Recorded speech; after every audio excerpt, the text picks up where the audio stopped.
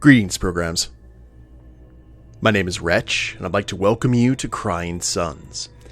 This is a space adventure roguelike that came out in 2019, and unfortunately I wasn't able to play it when it came out, but I was able to do a full playthrough of this kind of away from the channel last year, and I absolutely fell in love with this game. Some friends were telling me it was very similar to FTL, and I played FTL, but I enjoyed it. But the art style of this game, whenever I saw screenshots, I was like, man, that just looks too cool. It checks off a lot of boxes for me in what I like to see out of science fiction. And when I played this game, it exceeded my expectations. And now I have time to do a proper playthrough of it here on the channel. And I hope you guys are going to like the adventure that we're about to go on here. We've got Chapter 1 Echoes, and if you really liked that intro, if you've never seen it before and was like, that's got some atmosphere, you haven't seen anything yet.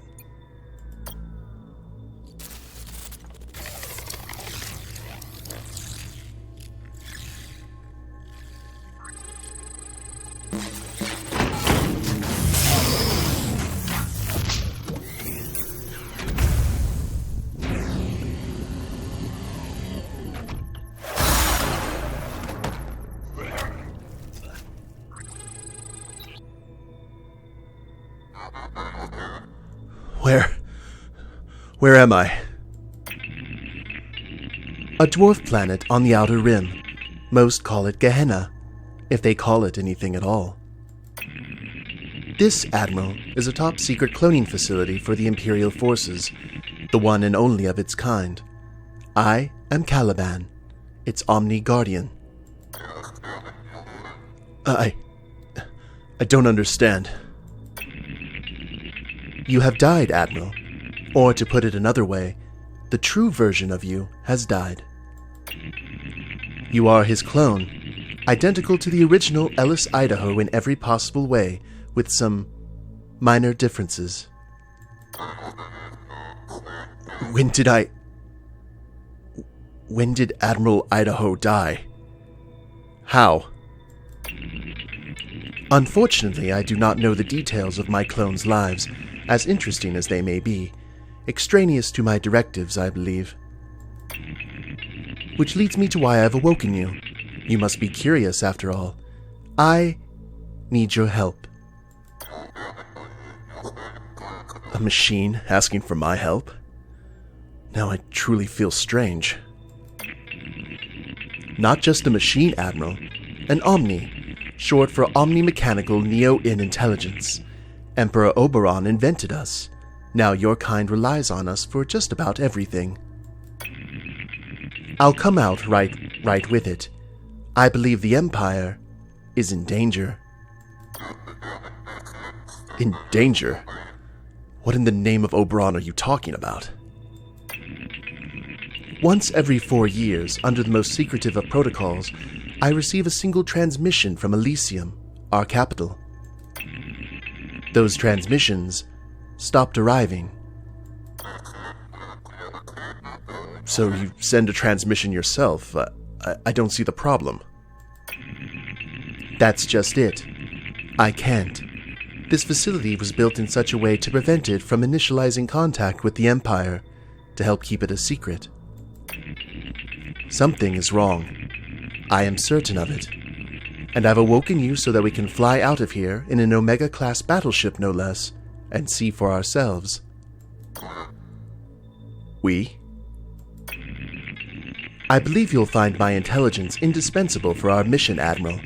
I don't have your kind's limitations.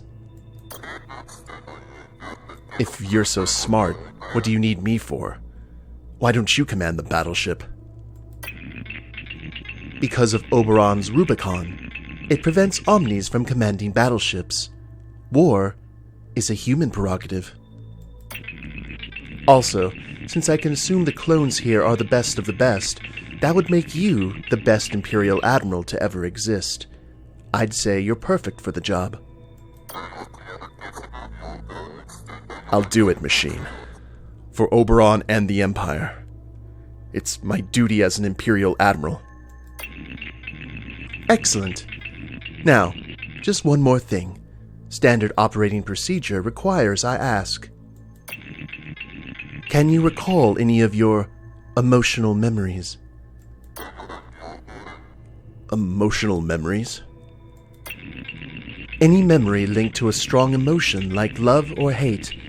These memories, because of their complex neural pathways, will be a bit trickier for you to access, I'm afraid. I'm not sure. Then if you would do me the honor of trying to recall one, any emotional memory will do. I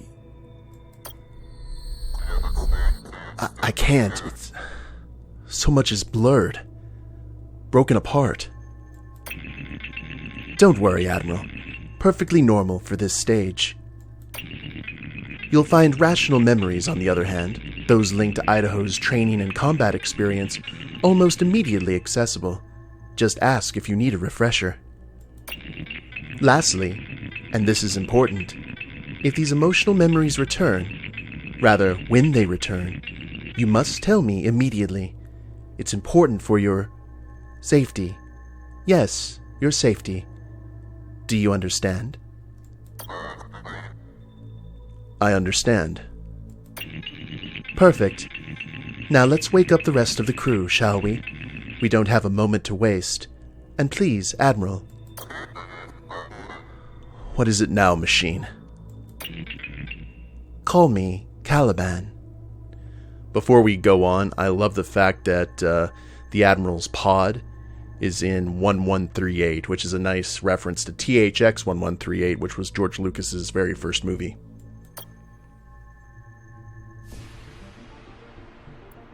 Alright, so, as I said before, this is a roguelike, so there's a lot of runs we're going to be doing, similar to FTL, where we travel across the solar system under pursuit from nefarious people. Alright, and all will be revealed in the story, so just hang tight for that. But here's our ship. It's Excelsior class. This is the Omega level battleship that Caliban was talking about. You can see here we've got squadrons, weapons, hull, and subsystems. We also have officers, weapon slots, and squadron units. So basically how combat works in this game, it's ship to ship. And each ship also has starfighter squadrons attached to it who also do fighting. So these are kind of our experience for this type of ship. These are the maximum levels that we can actually upgrade over the course of our runs. If it's got an X across from it, it means that little slot isn't available. So the Excelsior class is a very well-rounded ship, being kind of an Imperial flagship. So I'll go ahead and explain all of this. And one of the great things about this game is it's kind of have a steep learning curve, but everything on the right-hand side, it explains everything very well. So with the squadrons, we've got additional squadron docks. That means that we can have, this is how many squadrons we can actually have in the middle of a battle. So the Excelsior can have up to 4 if we upgrade everything, but it starts out with 2. Squadron system support is how many officers we can assign to the squadrons. We will have officers over the course of our runs, and the officers have their own unique abilities that they can do in combat and outside of combat, and some of them actually augment squadrons, makes them faster, tougher, helps them heal better, just all kinds of different stuff. And this is how many officers we can assign right now, is just the 1, but we can do a max of 2 on this ship. Squadron dock recovery is how quick they repair themselves. Now, most squadrons start out like fully equipped and with full health and everything. When they get taken out, they become patched. Basically, the wreckage goes back to the ship, it gets repaired, more pilots are put in, and they're shot back out into space to continue the fight at half health, most of the time. This is how quick that they are able to get repaired to that patch state and sent back out to the fight. So this can go all the way up to 6, which is very nice. Weapons, we have, like right here, we have a Piercer Laser Mark 1. That would go in the single weapon dock that we have available on the ship, but we can upgrade it to carry 3 weapons. And we can actually purchase stuff on our runs. Weapon system report, how many officers we can assign onto weapons. With the hull, Hull structures are life bars. Ships have, you see this right here? We got two little 110s, right? These are our life bars. The more hull structures we have, or excuse me, that might be inaccurate. 1 second. Add hull bars to your ship to increase its life. Damaged bars are automatically repaired after winning a battle. All fires are put out after hull bar destruction.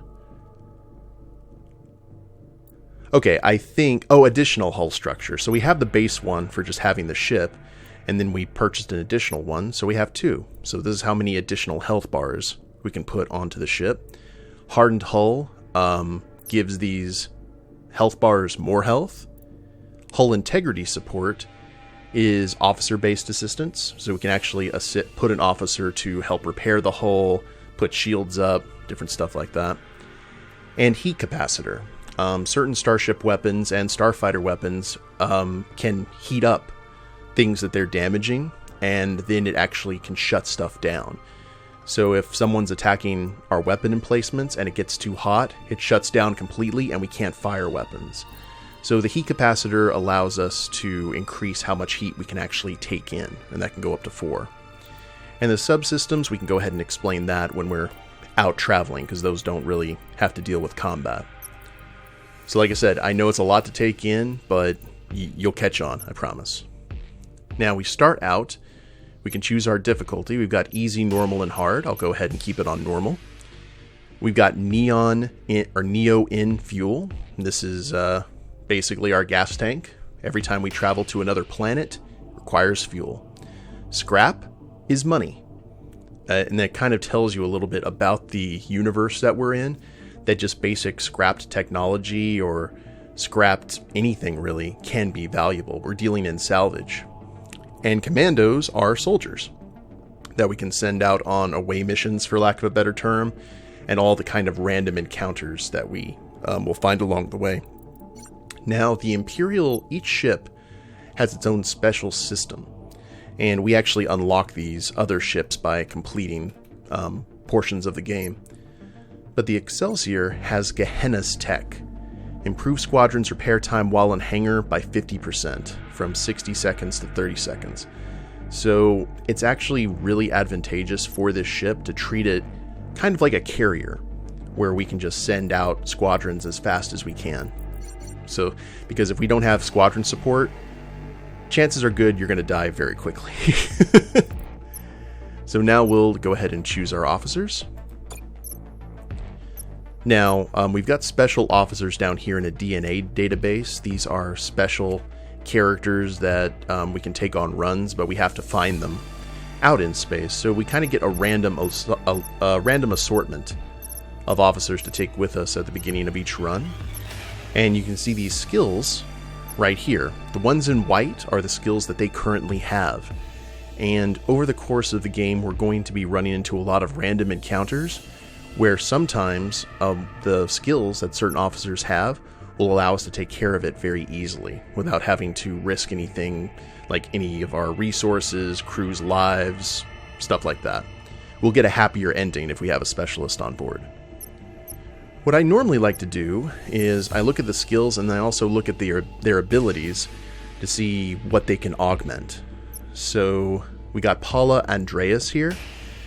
What her stuff does is it affects the weapon. So if we assigned her to the weapons emplacement during fights, our reload time is 15% less. Costas Gekas here. Squadron speed 25%, so we would put Costas where the fighters are. Proximity repair, so this applies to the hull. Apply regen to all allied squadrons in your deploy zone for 10 seconds, so they actually heal the squadrons as long as they stay near the ship. And then we've got emergency repair. The hull just repairs itself, and I actually really like that, so we have to choose 2. So we'll go with Giorgio, because I'm not even going to try to pronounce that first part. And what are your skills? You've got erudition and engineering. That's good. So let's go ahead and go with... I like piloting and demolition. And the soldier will help us with our weapons reload time. And I think that's good. Everything is ready, Admiral. See, look at that color scheme. It's just so crisp. Chapter 1 echoes. These are the sectors of the Outer Rim, Admiral. The farthest sectors from the capital that there are. If there was ever a wasteland in the Empire, this would be it. Strange. I'm not picking up other Omnis. Even out here, I should be picking up dozens of them. Let's try not to overreact, machine. It's probably nothing. The Empire has run flawlessly for how many years now? 700. And it will do so for hundreds more. Now, come on. Let's take a look around. So this first sector is basically the tutorial. So we're going to be heading into unknown territory right now, but this is what we normally see when we're at a nearby system. So this number here is how many planets there are. This X means that there is a ground signal that we can investigate. And this little yellow 1 means there's an anomaly. They're the riskiest events we can encounter, but we have a chance of getting something really good or something really bad, and we're not going to be able to know what that is until we go there. So it's very risk versus reward. So this is the only place that we can go. To head into the system will cost one of our Neo-In fuel, and then going to each planet will require fuel as well.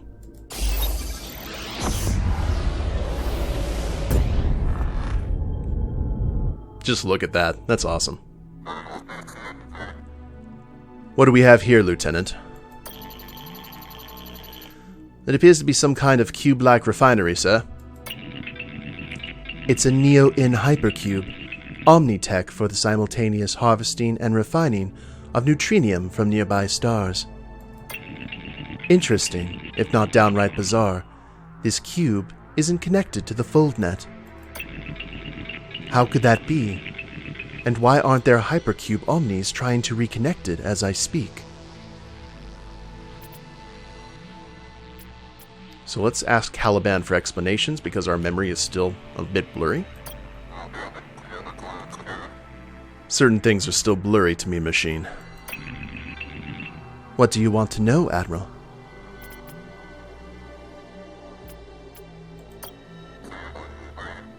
Tell me about Neo-In. Hundreds of years ago, pre-Omni times, the first advanced machines discovered the existence of the final element, neutrinium, which exists usually, but not always, in stars. Neutrinium is extremely volatile in its natural state, but these advanced machines stabilized and improved upon it, providing the most powerful and longest-lasting energy source yet, neo-neutrinium, or Neo-In. Neo-In, in turn, allowed these first machines to create an even more advanced machine, the Omni, an acronym for Omni Mechanical Neo-In Intelligence. But I thought you told me Oberon invented the Omnis. I did. You're absolutely right. But technically, it's not entirely true. Oberon invented the first advanced machines, which in turn, thanks in part to their creation of Neo-In, invented the Omnis. Neo-In, in its refined state, is the perfect energy source, stable and almost boundless in its energy yield. As a result, it's used in just about all Omnitech, as humans stopped inventing tech hundreds of years ago. Lastly, what's important about Neo-In is that our very own battleship, the NS Odysseus, uses it, and without it, we can't go anywhere. So, he actually had a very important plot point there.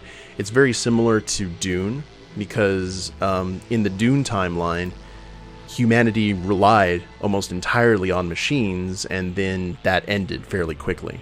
So it seems that the Omnis are kind of critical for the overall running, not only of just the Empire, but humanity in general.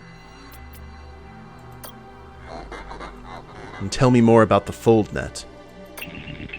As you probably recall by now, Admiral, the Omnis have invented and managed Imperial tech more or less since the dawn of the Empire. The FoldNet, arguably our greatest achievement, forms the backbone backbone of the Empire.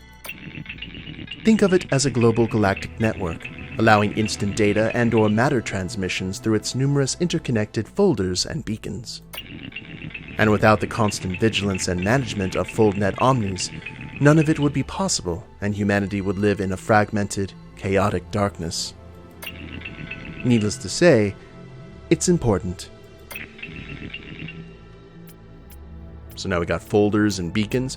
It's really important to go through this to kind of learn about the world, because the story of this game is kind of what separates it from a lot of other games like it. Folders. Let me see if I can explain this to you in a way that you could possibly understand. In the early days of the Empire, at a speed of 100 times that of light speed, the Intersys offered the fastest space travel available. It was fast, don't get me wrong, but traveling from cluster to cluster could still take decades. To assist Empire administration, and just because we could, the Omnis invented a means to travel from 2 points in space instantaneously. The folders. Yes, each folder, several kilometers across, is linked or paired with another folder through a process of... This is going to be really difficult to explain to a non-quantum computing entity. Essentially, all you need to know is that these paired folders collapse, or fold space for a very brief amount of time, so as to join 2 points in space previously unjoined. Without the folders, Oberon could never have grown his empire, nor kept it together for the 700 years that he has. Each folder is run by an Omni. These Omnis are cleverly known as folder Omnis. Without them, the folders simply cannot work. Lastly, in order to reach Elysium, the Empire's capital, on our journey, we will have to use several folders. But why can't we just teleport to Elysium directly? We are deep in the Outer Rim. The few folders paired with Elysium will be found only in very important hubs. We'll need to reach those first.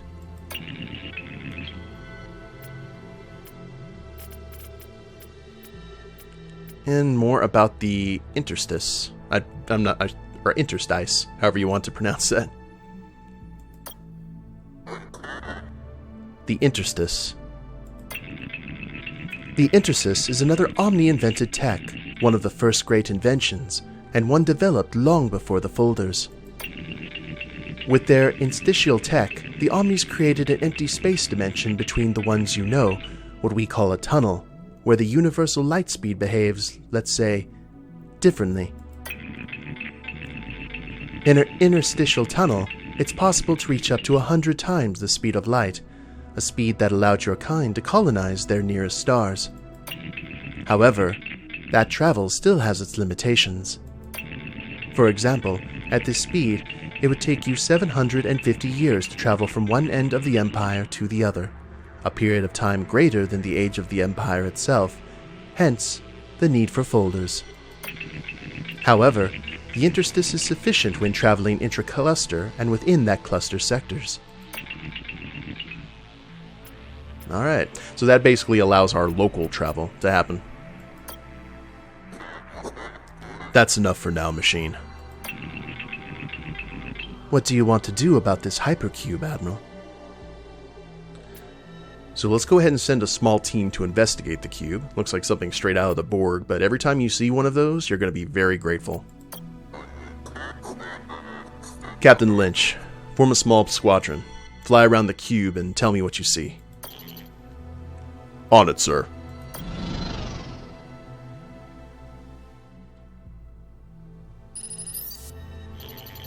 Sir, the Omni was right. The cube isn't connected to the FoldNet, and by the looks of it, hasn't been connected in years. Just a guess here, but I'd say it looks like it's been disconnected for maybe 10, 15 years. 10 or 15 years. At least, sir. Could the Empire have, I don't know, disconnected it on purpose? I don't think so, Admiral. I'm not a cube Omni myself, but cubes are complex tech needing constant supervision. Disconnecting it would make that all but impossible. And the Neo-In levels? Empty, sir. There's no Neo in here whatsoever. Looks like whoever came before us took all of it. We won't be refueling here. The reserves might be empty, but there could still be some residual Neo-In coursing through the cube. I should be able to unlock this final restraint so that we can scavenge the leftovers. It won't be much, but will help our efforts. There. We should be able to scavenge Neo-In fuel here now, but that'll be the last of it in this cube. All suns have a Neo-In cube where you have a chance to scavenge some precious leftover fuel. So whenever we go into a new system, we'll run into one of these cubes and try and fuel up, for lack of a better term. Sometimes we'll be able to get only one, but sometimes you can be lucky and get 2 or 3. That was not one of our lucky times. You can see we absolutely drained it dry. Now, this is a good time to go ahead and show you all the interface. Here's our current star. This is how much fuel we have up here at the top right.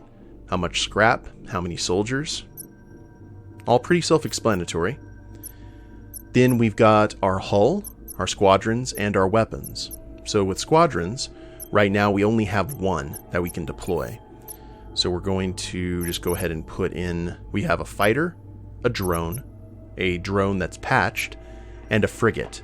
You can see here that frigates do massive bonus versus fighters, drones do damage bonus versus frigates, and fighters do massive damage bonus versus drones. So it's rock, paper, scissors, depending on the type of fighter you actually have deployed and what they're fighting. So there we go. And then with weapons, we only have the Piercer Laser Mark 1. So we'll attach that. And we also have some officers. So we've got emergency repair. So we'll go ahead and put Giorgio there on the hull. And I think our other officer had something to do with weapons. Paula Andreas. So there we go. Officers have been deployed. And we can find other officers over the course of our run. Now we go to the local system map. And all these are locked right now because this is the tutorial. But we're going to see if we can clear this first system during the episode. So let's go ahead and travel from the sun to the first planet.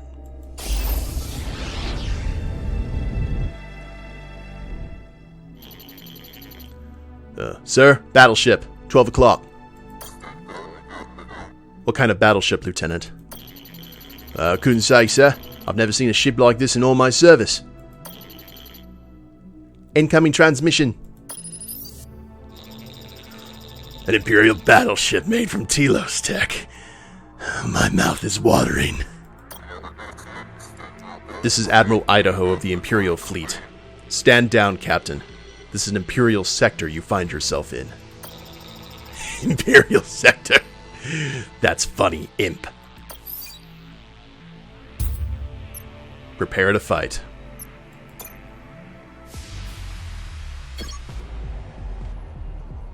You can deploy your officers during fights. Some officers have special abilities that can boost specific systems, and all officers can also repair critical effects sustained by any system. Okay, so I already have these deployed. Kind of explained all of this already. Your neurocom can also accelerate your thoughts to a point where time appears totally still. Press space to enter or exit from the pause, so we can tactically pause, which is very, very useful. And we can do that by pressing space. Alright, so what we're going to do here is we're going to click our fighter, and you're going to see this area light up.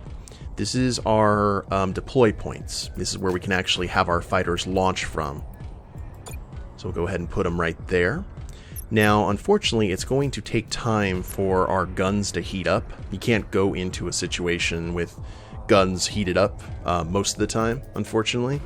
So right now, this is kind of the tense moment where everyone's just trying to power up and get ready for combat. Alright, so they launched a drone as well. Massive damage versus frigates.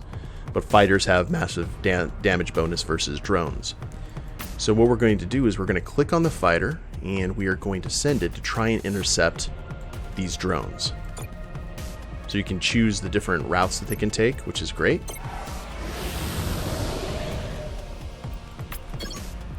And sometimes they'll try to just avoid combat altogether. Now, drones are also very fast. Faster than frigates and fighters for the most part, so you got to keep that into... these are just like robotic TIE fighters.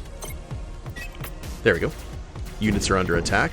Now, they were patched, so they didn't have a whole lot of health to begin with.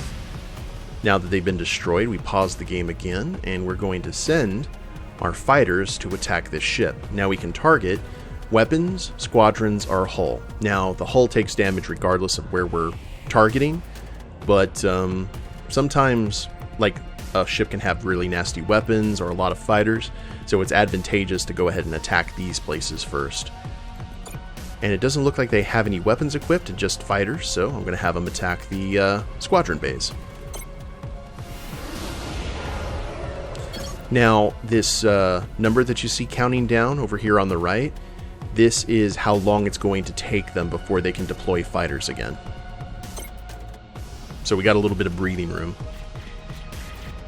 See, our fighters are destroying the hull. Now our weapon is finished charging.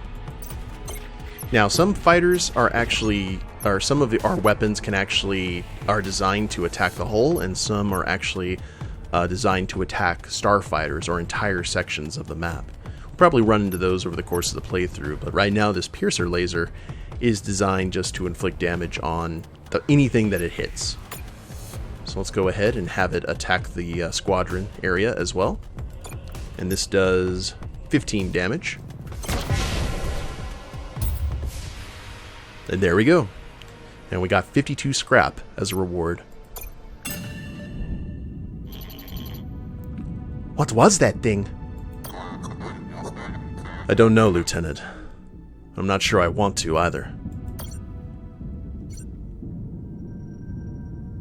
So that's pretty much it. We can't explore the planets or anything. There are certain situations where we can, but this scrap is very, very important, and I'll tell you why. If we go up here to auxiliary systems, I think that's where we need to go. Wait, hold on. We've got the menu. No, it's just the regular menu. Where do we upgrade the ship if we just need to? Bear with me, it's been a while. Actually, that may not be available yet. Okay. So let's just head to Rourke.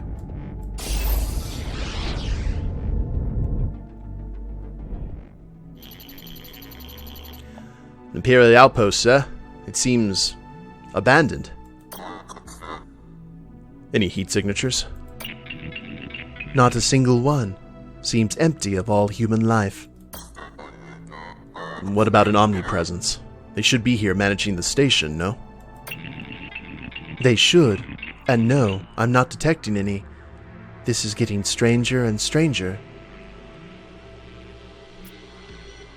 Well, let's try to make contact with the outpost. That'd be standard Starfleet procedure if we were in Star Trek. Lieutenant, see if you can make contact with someone, human or not, inside. Of course, Admiral. Sorry, sir. If there's anyone inside, they're not answering. What do you want to do about this outpost, Admiral? So let's send a team of commandos into the outpost for a closer look. Captain Lean, form a small team and check it out. You got it, sir.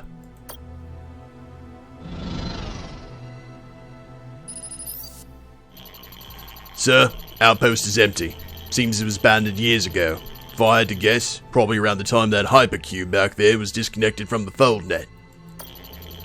Looks like someone came here, took the most valuable Omni parts, Neo-N encapsulators, positronic chips, and left the rest behind. Scavenging Omni parts? Who would do such a thing? That's a capital offense. One the Pragma execute you for. Hold on, sir. I'm getting a transmission. My commandos have found something. An Omni. Intact from top to bottom. Is it functional? That's a negative, sir. It was in a lower level. Guess whoever was here before us didn't go down that far. Might have needed high clearance to get in. Admiral, I can examine it from here if the captain plugs the datapad into the exosoak. Sure thing, Omni. Okay, accessing the Omni's mainframe. And? Strange. Its exoframe is perfectly intact. It has plenty of Neo in, and its positronic chip seems to be in place. It should be up and running. I don't get it. Any idea when it shut down? According to its chip, 20 years ago. Roughly the time the hypercube was unlinked from the FoldNet. What do you want to do about this outpost, Admiral? So we can ask Caliban for more explanations on... I have some questions, machine. Ask if Caliban can reactivate the Omni. Can you reactivate the Omni, Caliban? That's actually the first time he's called him Caliban. Unfortunately, no. Only Omni owners can do that. Besides, this Omni isn't just in sleep mode. It's been shut down. Positronic chip. The positronic chip. Another Omni invention, I'm guessing? Actually, no. Your kind invented this, as incredible as that is. Specifically, Emperor Oberon. The positronic chip serves several purposes. 1. It contains the Rubicon. And 2. It dictates Omni functionality. My functions are specific to Gehenna, and as such, are different from the functions of other Omnis, whether they be Imperial Outpost Omnis, like the Omni here, Folder Omnis, Cube Omnis, Medical Omnis, Teacher Omnis, or the hundreds of other kinds of Omnis that exist in the Empire. Lastly, the positronic chip gives Omnis quantum computing capabilities. It's what allows us to be so much smarter than you. Positronic chips are produced and distributed near Elysium. Of course, that's by design, so that Oberon can closely monitor the positronic quota. Simply put, without a positronic chip, an Omni is little more than its exoframe.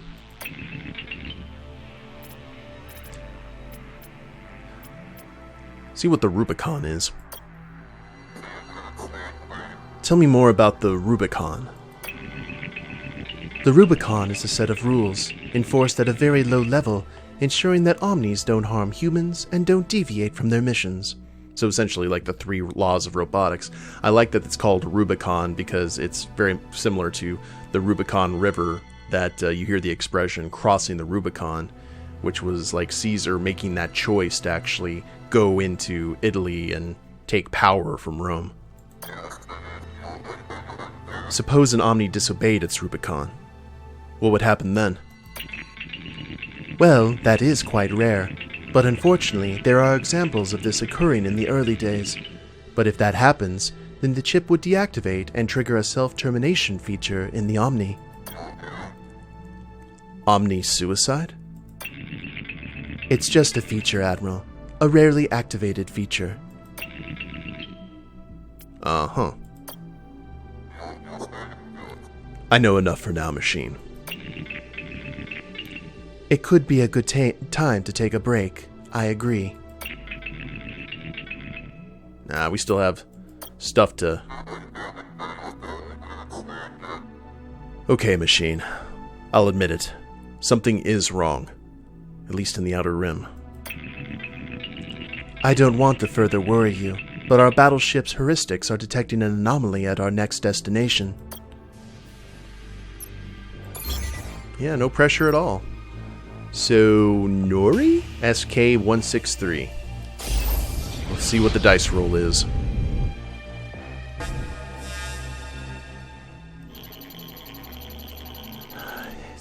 It's one of those creatures again, sir. Maybe this one will be friendly? Nice ship you got there. I'm going to enjoy scrapping it over your dead bodies. You're going down. Whatever you are. And we go into combat again. It's always good to take the pause to kind of figure out the strength of the opposing ship as well. Okay, so we've got a fighter here. So we are actually going to right-click on the squad. And... well, hold on a second. Can we...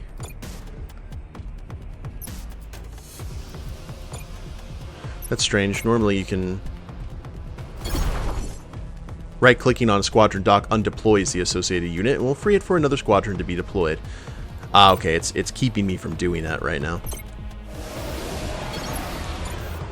So now, because we've got fighters heading toward us, we will go ahead and deploy a frigate, which should take care of that fighter squadron very fast. As you can see, they're a little bit more beefier than what we've seen so far. They do move slow.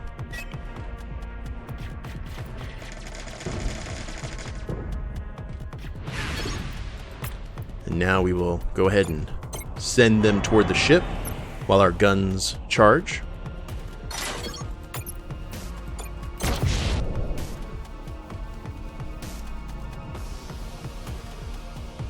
Let's see if the frigate can take it out quick.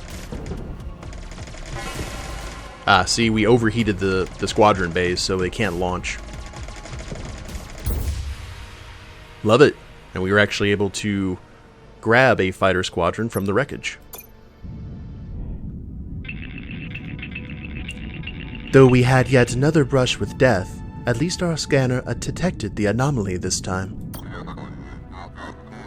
Tell me more about these anomalies, machine. Anomalies are destinations with higher than normal probability of being very negative or very positive.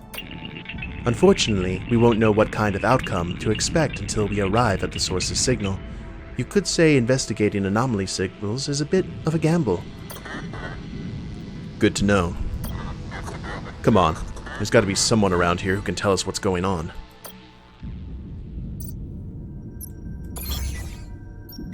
And now we have Anadora Major.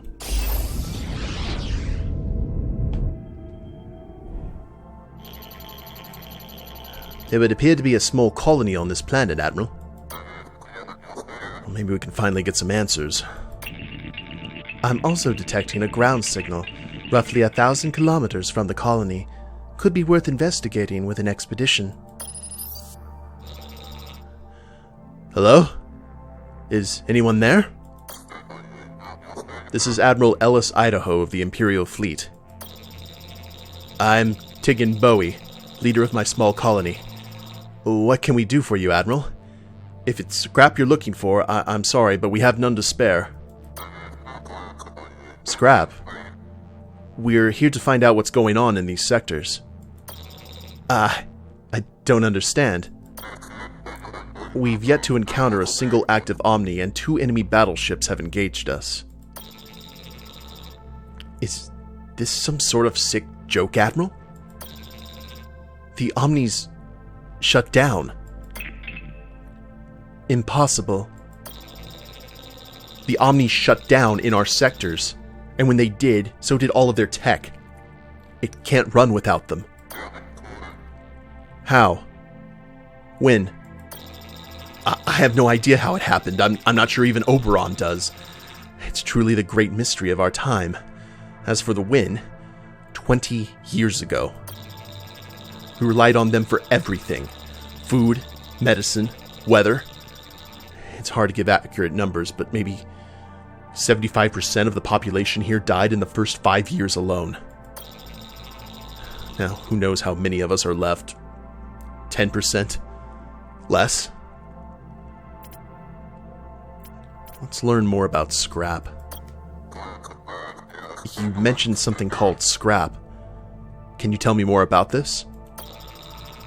Well, now that the Omnis have been inactive for so long, Imperial Sol, the former currency, no longer holds value of any sort.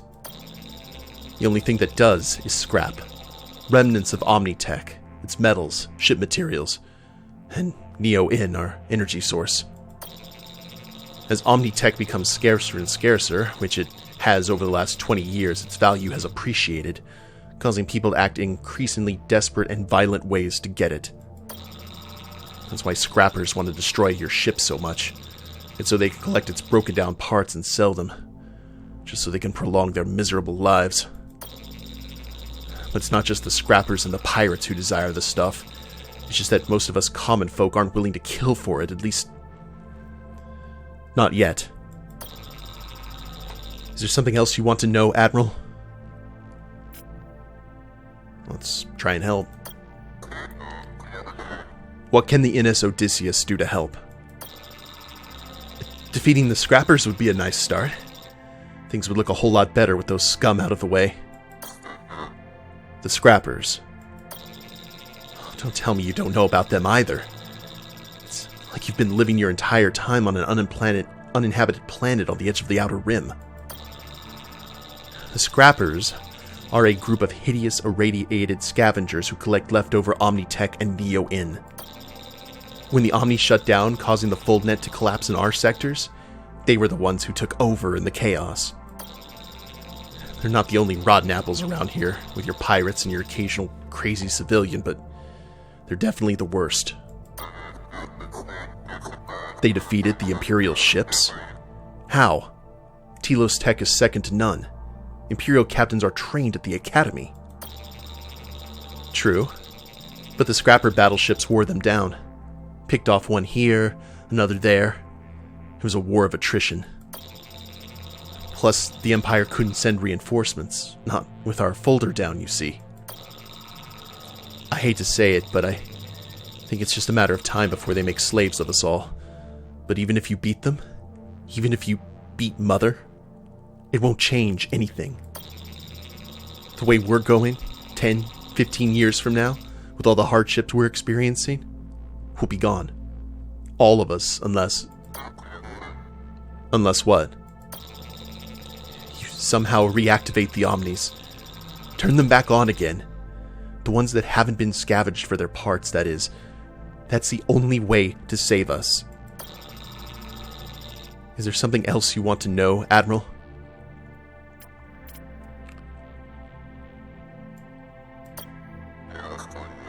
But how can we do that?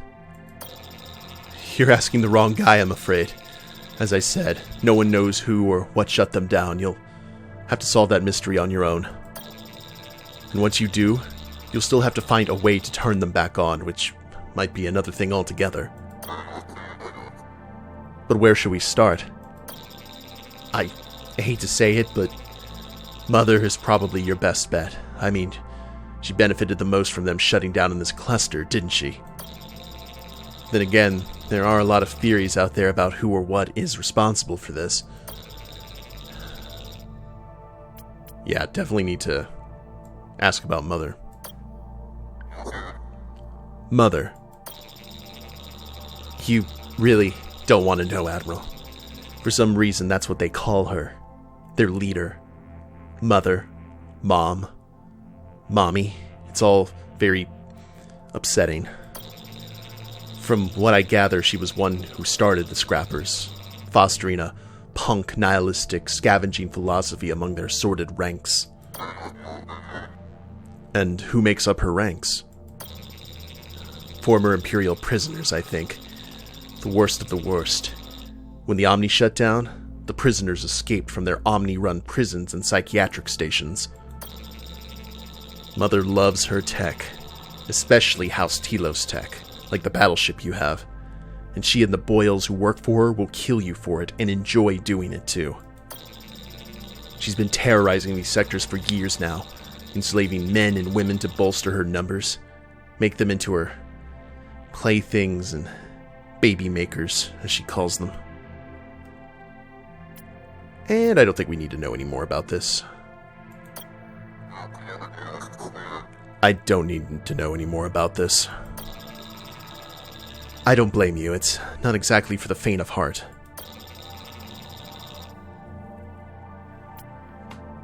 And we'll go ahead and end the conversation with Bowie. I promise, in the name of Oberon, we'll take care of these scrappers and get your Omnis up and running again. You say that, Admiral, but you'll fail or you'll stop trying sooner or later. Or worse yet, you'll die. But take this Neo in, Admiral. We have plenty of it at the moment. I have a feeling you'll need it. And like I said, I know it's not the bravest thing to do, but it's best if you hide. You live longer that way.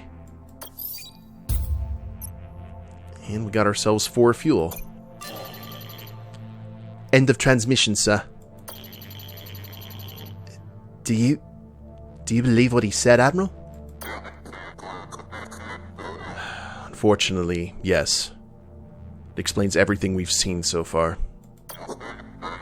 The Omni shut down in the Outer Rim, and so did their tech, including this cluster's folder. That's why those scrappers now run things here.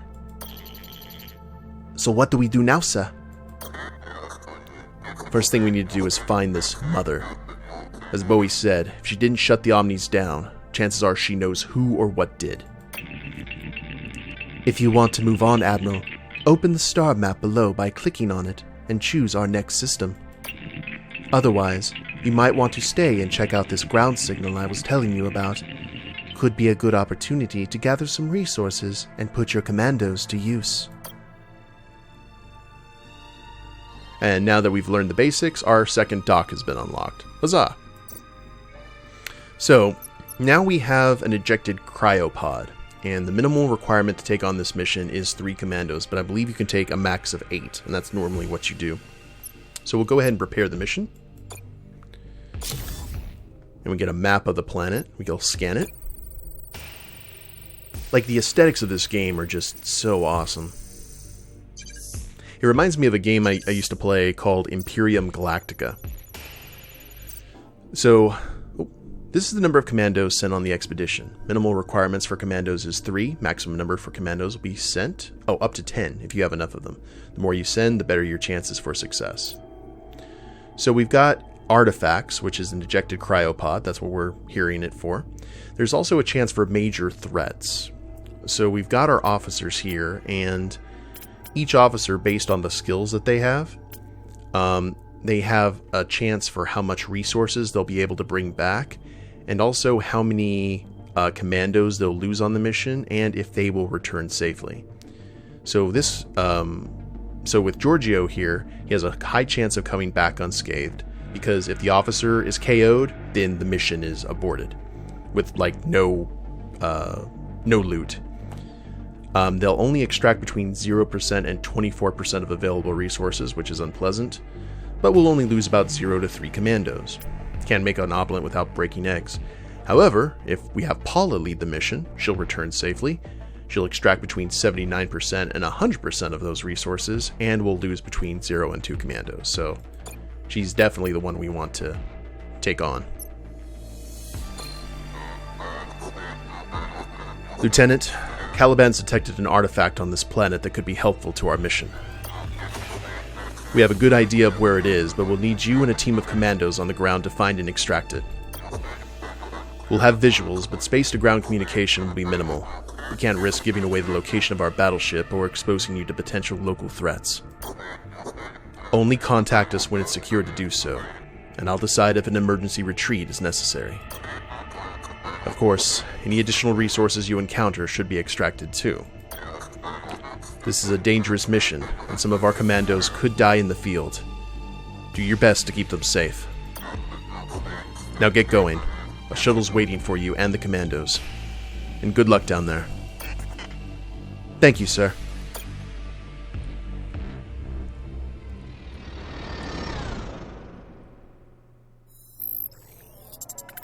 So now we'll get to see them going from location to location. They just ran into danger. Her skill actually led them to avoid it. And here's the ejected cryopod. And her skills were just what was needed. And instead of getting any kind of like fuel or scrap, we actually got another officer to join us. So that was who was in the cryopod. Resources. So we got some scrap. The line is secure, Admiral. We have seen your... Oh, okay, this is Paula talking. You've seen our bio readouts. What do you think? Should we continue with the mission? So you have some chances to actually evacuate if things get a little bit dicey, but everything's fine so far. Demolition, good.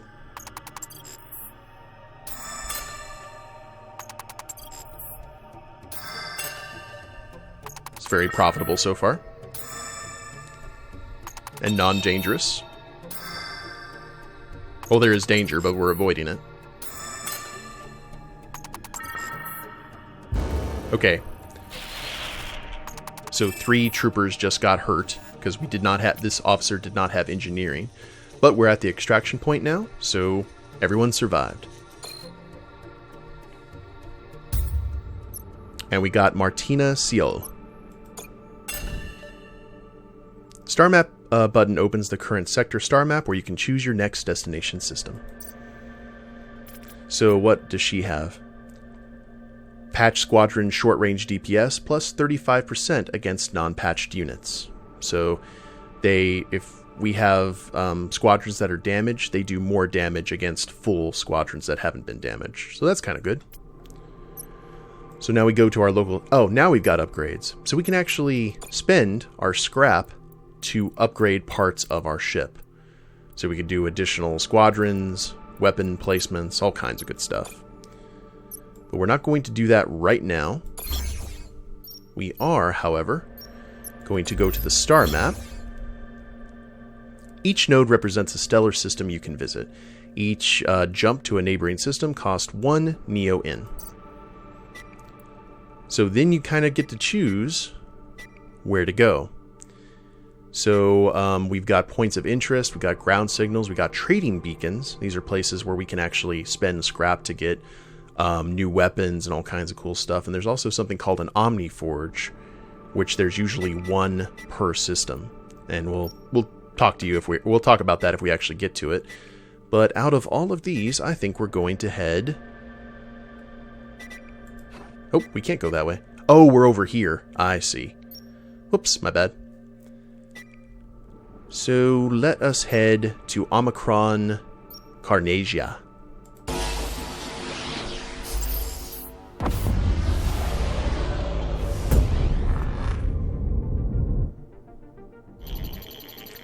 I'm picking up a pre-shutdown message on this pirate beacon, sir. Hey, want to become a better pirate, but not sure how? Tune in later this week for a discussion with Pro Bonnie Adder for tips and advice. And here we are at Omicron Carnasia, guys, and I think this is a perfect place to end the first episode of the series. I hope you guys are enjoying it so far. This is an amazing game, and I'm looking forward to seeing how far we get in it. But I hope you all have enjoyed it. If you liked the episode, please leave a like down below. Subscribe to the channel, leave a comment, that'd be a big help. And we'll see you next time. Later days, everyone.